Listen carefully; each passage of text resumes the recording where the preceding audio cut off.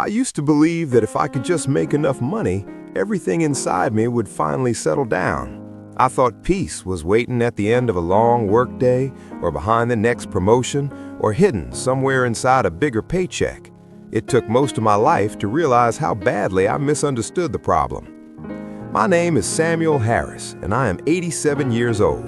I've lived long enough to see my hair turn gray, my hands slow down, and my beliefs change. And the hardest lesson I learned is that money was never the thing making my life heavy, even though I blamed it for decades. I was born during a time when you didn't talk much about feelings, only survival. My family didn't have much, and nobody complained because complaining didn't put food on the table. My father left the house before sunrise and came back when the light was already fading. My mother stretched every dollar like it might snap if she pulled too hard. As a boy, I watched all of that quietly and made a promise to myself that I would grow up and outrun that kind of worry. That promise followed me everywhere. In school, at my first job, even when I fell in love, it was always there in the background, whispering that I needed to do more, earn more, secure more. I told myself that this was responsibility, that this was what a serious man did. Looking back now, I can see that it was fear dressed up as ambition.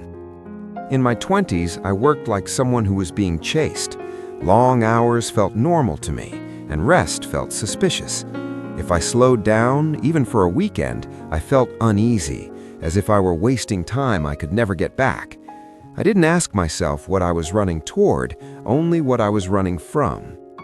I met my wife during those years. Her name was Eleanor. She had a calm way about her, the kind that made you feel steadier just by sitting near her. She laughed softly and listened carefully, and when she spoke, she chose her words with care. She believed in balance, in evenings together, in small joys that didn't cost anything.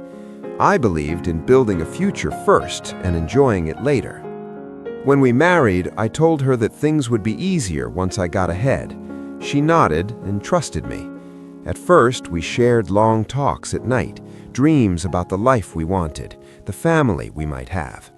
But as work demanded more of me, those talks became shorter. Then they became tired conversations. Eventually, they turned into silence filled by exhaustion. We had children, and I loved them deeply, but I loved them in a distracted way. I showed up physically while my mind stayed elsewhere.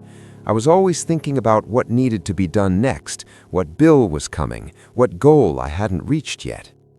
I told myself that I was sacrificing for them, that one day they would understand. Money started coming in more steadily as the years passed. Promotions followed. So did responsibility.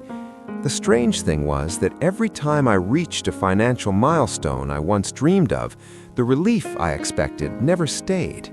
It came and went quickly, replaced by a new level of worry. There was always something more to protect, something more to lose. I remember sitting at the dinner table one night while my youngest was telling a story from school. Everyone else was laughing, and I smiled too, but inside my head I was replaying a conversation from work, thinking about a decision I had to make the next morning. I missed the ending of her story. I don't even remember what it was about. That moment didn't feel important at the time, but now it stands out to me like a warning sign I ignored. The truth is, money didn't calm my fears.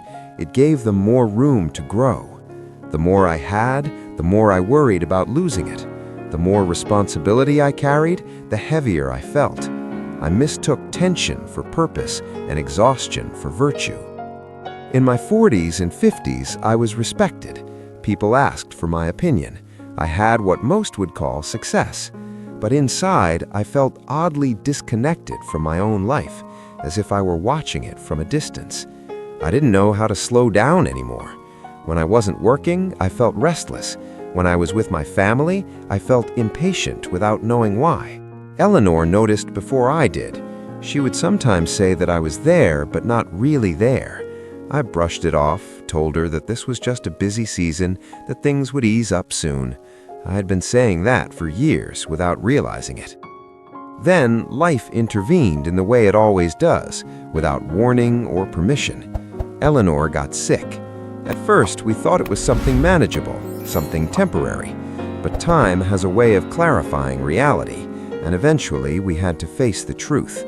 The future I kept postponing was suddenly very close, and it looked nothing like I imagined. During her illness, I spent more time sitting quietly than I ever had before.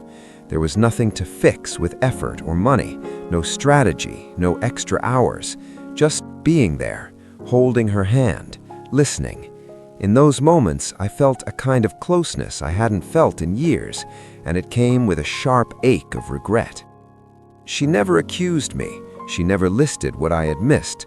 Her kindness in those final months was gentle and steady, and somehow that made the weight heavier. When she passed, the house felt too quiet, not because it lacked sound, but because it lacked presence. After the funeral, I went back to work because I didn't know what else to do. But something had shifted. The urgency that once drove me felt hollow. I could sit at my desk and stare at the papers in front of me, wondering how they had once seemed so important. That was when the realization began to form, slowly and painfully. Money was never the enemy. It was never the solution either. The real problem was the way I used it to avoid my own discomfort. I stayed busy to avoid stillness. I stayed focused on earning to avoid asking myself harder questions about meaning, connection, and time. I had spent decades trying to secure a future that was always just out of reach, while the present quietly slipped by. Money didn't steal those years from me. My fear did. My belief that I needed to prove something before I was allowed to rest.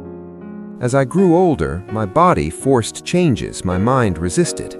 I couldn't work the same hours. I couldn't move as quickly. At first, that frightened me. Then, slowly, it softened me. I began to notice the world again in small ways. Morning light through the window, the sound of the house settling at night, conversations that didn't need an outcome. I started calling my children more often. Our conversations were different now, honest in a way they hadn't been before. I listened more. I talked less. I learned things about their lives I should have known earlier. There was sadness in that realization, but also gratitude that it wasn't too late for everything. Now, at 87, money has lost its grip on my thoughts. I still respect it.